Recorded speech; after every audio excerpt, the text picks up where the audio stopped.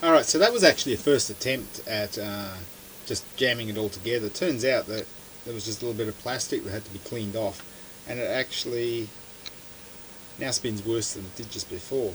So there you go. I was just spinning this up. I don't think this is... It did spin up nicely, felt a little bit of imbalance. Look, this is only a flat 3.7 lithium.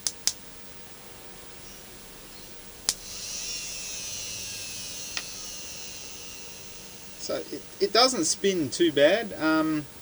On 6 volts it really starts to get scary. So yeah, I might persevere with this a little bit more. I'll have a little bit of a fiddle jam around.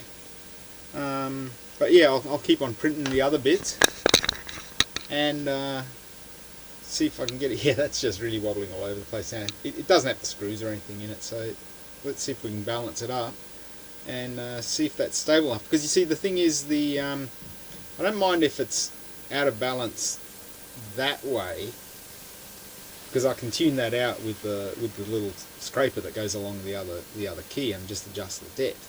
What I'm more worried about is if it wobbles this way, because that's going to modulate the little peaks and troughs in the on the key and narrow them or widen them, and that's not what we want. So it's important that I can keep it stable that way. I don't care about concentricity, so a bit more of a play. I will see if I can maybe make this up with a